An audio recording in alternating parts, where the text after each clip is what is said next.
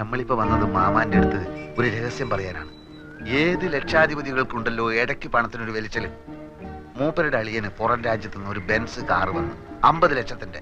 നാളെ കാർ എടുക്കണം. നോക്കുമ്പോ 1.25 ലക്ഷത്തിന്റെ കുറവ്. കുടുങ്ങിയ മാർവാടികൾ എത്ര ലക്ഷം വേണമെങ്കിലും കൊടുക്കും. പക്ഷെ അതിന്റെ പലിശയെ അവര് വാങ്ങും.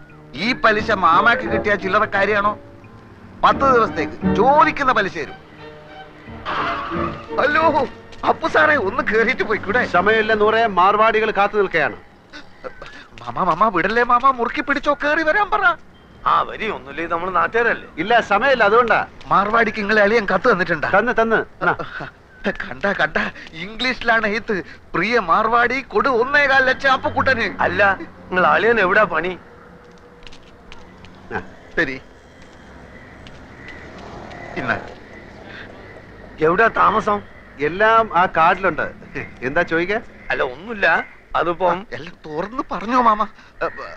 അത് അപ്പുക്കുട്ട സാറേ, കണ്ട മാർവാടികൾക്ക് കൊടുക്കുന്ന പലിശ നമ്മുടെ മാമക്ക് കൊടുത്തു.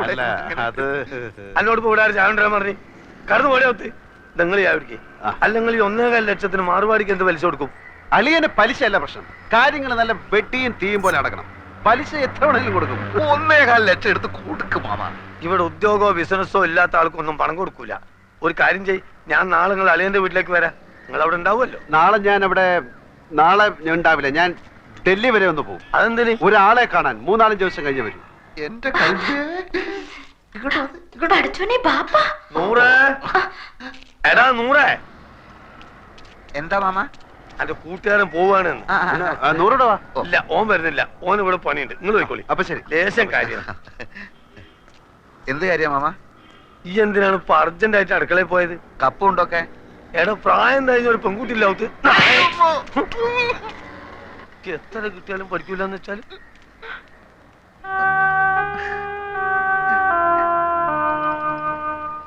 കേസ് ജയിച്ചാൽ അച്ഛന്റെ പെൻഷനും പ്രൊവിഡന്റ് ഫണ്ടും ഒക്കെ കിട്ടുമല്ലോ. അപ്പൊ തിരിച്ചു കൊടുക്കാം. അതാ തൽക്കാലം കടം വാങ്ങാന്ന് വിചാരിച്ചത്. അല്ലാണ്ട് വേറെ വഴിയില്ലല്ലോ. വീട് വിൽക്കാൻ രവിയേട്ടനെതിരെ നിൽക്കുന്നിടത്തോളം കാലം ഇങ്ങനെ വല്ലതും നോക്കുന്നതാ നല്ലത്.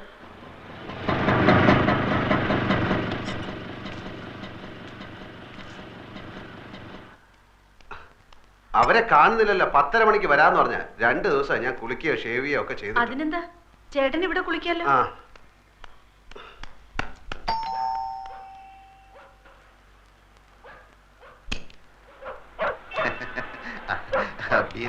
വരൂന്ന് പറഞ്ഞിരുന്നു. വരൂ, ചേട്ടൻ ഇപ്പൊ കുളിക്കാൻ കയറിയതേ ഉള്ളൂ. ഇത്ര നേരം കാത്തിരുന്നു. ഇരിക്കൂ.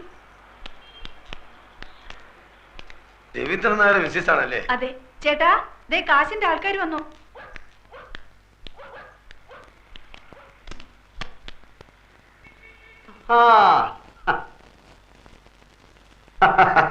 ബീരാനിക്കല്ലേ? ഇതാണ് ആള്. ഞാന് ഷേവ് ചെയ്തോണ്ടിരിക്കായിരുന്നു. അല്ല, നിങ്ങൾ ഷേവ് ചെയ്യുമ്പോ പുരികം പറിക്കല്ലോ. തലേ കൂടെ തൈരും കൂടെ ധൃതി തേച്ചപ്പോ എല്ലായിടത്തോടെ ആയിപ്പോയി. ഞാൻ ഓഫീസിൽ പോകാൻ ലേറ്റ് ആയി. നിങ്ങൾ വരുന്നുള്ളത് കൊണ്ട് ഞാൻ ഇപ്പൊ എളുപ്പം ധൃതി തേച്ചപ്പോ ലേറ്റ്. ഇല്ല, നമ്മളെത്ര രാഹുകാലത്തിന് 2.5 മിനിറ്റേ ബാക്കിയുള്ളൂ. ഞാൻ ബീരാനിക്കെ പോലെ ഒരു വലിയ മനുഷ്യന്റെ ആദ്യമായിട്ട് ക്യാഷ് വാങ്ങിക്കാമല്ലോ. അപ്പം നമുക്ക് ലേറ്റ് ആക്കട്ടെ, രാഹുകാലം തെറ്റിക്കാതെ. ദിലിപ്പത്തിന് ഒപ്പിട്ടേക്ക്. സത്യമുള്ള പൈസ ആയതുകൊണ്ട് പലിശ കുറച്ച് കൂടുന്നേ ഉള്ളൂ. സാരമില്ല, ആവശ്യക്കാരന് ഔചിത്യമില്ലല്ലോ. ഇവിടെ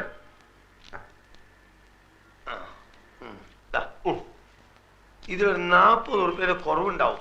കാരണം ഞാൻ ഓട്ടോറിക്ഷ എടുത്ത് വന്നാണ് ഇങ്ങോട്ട്. അതിന് കൊടുത്ത് നിങ്ങൾ ആവശ്യത്തിന്. സാരമില്ല, ഞങ്ങൾ ആദ്യമായിട്ടാണ് അന്യനായ ഒരാളുടെ കയ്യിൽ നിന്ന് പൈസ കടം വാങ്ങിക്കുന്നല്ലേ. ഞാനും ആദ്യമായിട്ടാണ് ഇത്ര വലിയൊരു എമൗണ്ട് കടം കൊടുക്കണേ. ഇങ്ങനൊരു നിവർത്തിയേട് വന്നതുകൊണ്ട്. പിന്നെ ഞാനൊന്ന് കുളിച്ച് റെഡി ആയിട്ട് വരാം. Okay okay okay.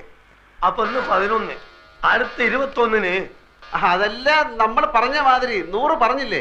100 പറഞ്ഞു, എന്നാലും പോരല്ലോ. നമ്മൾ തമ്മിലൊന്ന് ഉറപ്പിക്കണ്ടേ?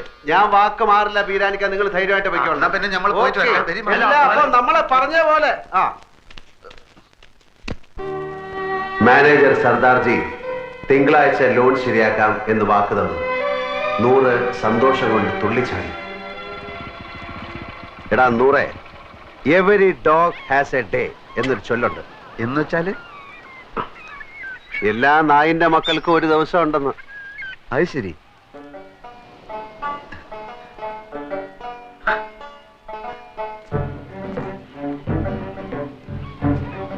നൂറേ നൂറേ, ഉപദ്രവിക്കല്ലേ, ഞമ്മളൊരു കിനാവ് കാണാണ്.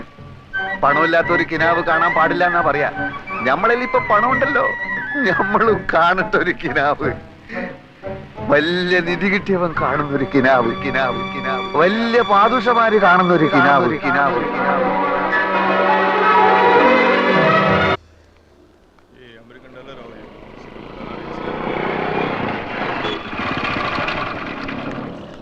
മാനേജർ വന്നിട്ടുണ്ട്. ഞാൻ ചോദിച്ചു, ഇനി പറഞ്ഞ പോലെ ഒന്നല്ല, ആള് ഭയങ്കര ചൂടന, എല്ലാരും ഇട്ട് ചാടിക്കുന്ന കണ്ടു. എടാ അതൊക്കെ ബാങ്കിലെ എന്നോട് വലിയ കാര്യമാണ്. നീ വാ, ഞാൻ കാണിച്ചു തരാം.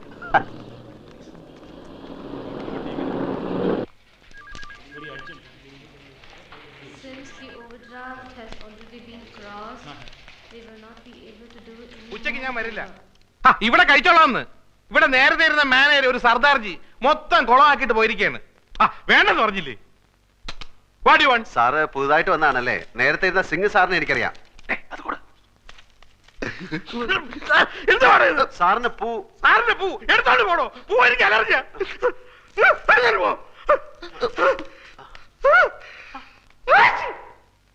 സർ, ഞാനൊരു ലോണിന് അപ്ലൈ ചെയ്തിരുന്നു 2 വർഷത്തേക്ക്.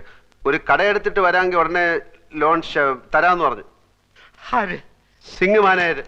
അയാളല്ലേ പറഞ്ഞത്? ഞാൻ പറഞ്ഞിട്ടല്ലോ, അയാൾ പോയി. ഞാൻ ആർക്കും ലോൺ കൊടുക്കാറില്ല. സാർ അങ്ങനെ പറയരുത്. 1.25 ലക്ഷം ഉറുപ്പ്യ ഇരട്ടി പലിശക്ക വാങ്ങിയത് ഇവനേതാ? എന്റെ സുഹൃത്താണ്. ഇവൻ ആദ്യം പിടിച്ച് പുറത്താക്കെ. ഇവനെ കണ്ടപ്പോഴേ എനിക്ക് അലർജി അറിയാം. പിടിച്ച് പുറത്താക്കെ. No, it's not possible. Just ask him to leave സോപ്പിട്ടിട്ട് വരാം. immediately. Okay? സർ, സർ, എന്താ തന്റെ പേര്? അപ്പുക്കുട്ടൻ. ആപ്ലിക്കേഷനിൽ ജി അപ്പുക്കുട്ടൻ നായർ ചേരയിലെന്നാണ്. സാറിന്റെ പേരെന്താണ്? ഇയാളുടെ കൂടെ പോയി തന്റെ ആപ്ലിക്കേഷൻ തിരിച്ചു മേടിച്ചോണ്ട് പൊയ്ക്കോളൂ. സാർ, ഞാനൊരു മലയാളിയാണ് സാർ. അതുകൊണ്ട് തന്നെ തരില്ലെന്ന് ഉറപ്പിച്ചത്. മലയാളിയിൽ നിന്ന് കേട്ടാ എനിക്ക് അലർജിയാ. സാർ, ഞാൻ ആത്മഹത്യ ചെയ്യും സാർ. ലോക ചരിത്രത്തിൽ ഇന്ന് വരെ ബാങ്ക് ലോൺ കിട്ടാത്തതിന്റെ പേരിൽ ഒരാൾ ആത്മഹത്യയായിട്ട് ഞാൻ കേട്ടിട്ടില്ല. ആ കണ്ടിട്ട് താഴത്തോളൂ. Please get out. Sir, please പിടിച്ച് പുറത്താക്കണോ? Sir, please sir. ഓടോ. പറയുന്നു രാവിലെ ഞാൻ ഓരോരുത്തന്മാർ കെട്ടിയെടുത്തോളൂ. പൂവും കായും അവന്റെ ഇനി നമ്മൾ എന്ത് ചെയ്യടാ? ഞമ്മളോ? എനിക്കെന്താ കുഴപ്പം? 2000 ഉറുപ്പ്യന്റെ പണി, മോട്ടോർ സൈക്കിള്, താമസിക്കുന്ന സ്ഥലം എല്ലാം ഉണ്ടല്ലോ. ഞമ്മക്കെന്താ ഉള്ളത്? മാമയും പോയി, മൈമുനയും പോയി. കയ്യിലാണെങ്കിൽ കാശില്ല. പടച്ചോനെ കണ്ണിലിരുട്ട് കയറുന്നത് പോലെ തോന്നുന്നു. അത് സന്ധ്യയാവാൻ പോകുന്നോണ്ട് തോന്നുന്നായിരിക്കും. എന്ത് ഇരുട്ട്? അപ്പൊ നെഞ്ചിൽ കത്തിക്കൊണ്ടിരിക്കുന്ന തീയ? എടാ, എന്റെ അവസ്ഥ ഒന്ന് ആലോചിച്ച് നോക്ക്.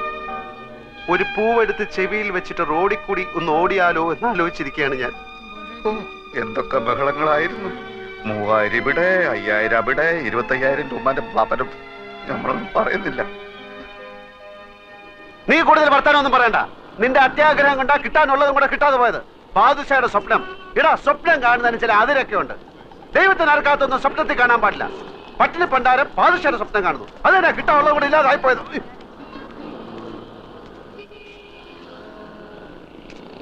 എടോ, എന്റെ വണ്ടി നമ്പർ ട്രാഫിക്കാരൻ കുറിച്ചെടുത്തോണ്ട് പോകുന്നു. ഇതിന്റെ കുറ്റിപ്പറല്ല. അവിടെ ഇവിടെ വണ്ടി വെച്ച് കഴിഞ്ഞാല് ട്രെയിന് വന്ന് എടുത്തോണ്ട് പോകും.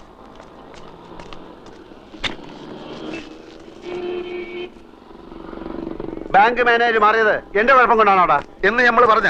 പിന്നെ നീ എന്റെ ഉമ്മയ്ക്കും പാപ്പയ്ക്കൊക്കെ പറഞ്ഞത് ഏത് കെയറോഫില്? ഇന്നെ സഹായിക്കാൻ വന്നിട്ടില്ലേ നമ്മൾ ഈ ഗതിയിലായത്? നിനക്ക് ജ്യൂസ് കട തുടങ്ങാനുള്ള അതിമോഹം കൊണ്ടല്ലടാ നീ എന്നെ സഹായിക്കാൻ വന്നത്. നേരപ്പേ ഏതായാലും ഇങ്ങനെയൊക്കെ ആയി. നമ്മൾ തമ്മിൽ വർത്താനം പറഞ്ഞ് അങ്ങോട്ടും ഇങ്ങോട്ടും തെറ്റിയിട്ട് കാര്യമൊന്നുമില്ല. ഞാൻ ചിലതൊക്കെ തീരുമാനിച്ചിട്ടുണ്ട്. എന്ത്? വേറെ വഴിയൊന്നും കണ്ടില്ലെങ്കില് ഞാൻ മോഷണം തുടങ്ങും. മോഷണോ എന്ന് വെച്ചാല്? ഓ, നീ ആ വാക്ക് കേട്ടിട്ടില്ലല്ലോ. ഹൈമവതിയുടെ ചോറ് കട്ട് തിന്ന ആ പ്രവർത്തിക്ക് ഇപ്പോഴും മോഷണം എന്ന് തന്നെ പറയുന്നത്. മനസ്സിലായോ? നീ പാര ചോറ കട്ടുന്ന? ചോറല്ല, കാശുള്ളവന്റെ വീട്ടിൽ കയറി ഞാൻ മോട്ടിക്കും. പിടിച്ചാൽ പിടിക്കുന്നവനെ കൊല്ലും. അപ്പം ജയിലിൽ പിടിച്ചിടും, എന്നിട്ട് തൂക്കിക്കൊല്ലും. അപ്പൊ പിന്നെ ഒന്നും അറിയട്ടല്ലോ. അപ്പൊ കൂട്ടാ, നിനക്ക് ചെവിയിൽ പൂവും വെച്ച് റോട്ടിൽ കൂടെ ഓടാൻ നേരായി.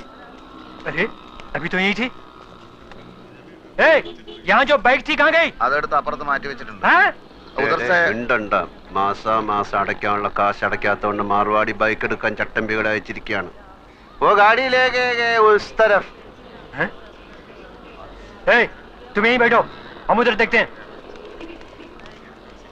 അവന്മാർക്ക് നിന്നെ കണ്ടിട്ട് മനസ്സിലായില്ല. മാർവാടിയല്ലേ എന്നെ കണ്ടിട്ടുള്ളൂ, ചട്ടമ്പികൾ എന്നെ കണ്ടിട്ടില്ലല്ലോ. തൽക്കാലം ബൈക്ക് വിട്ടിരിക്കട്ടെ, നമുക്ക് പിന്നെ എടുക്കാൻ.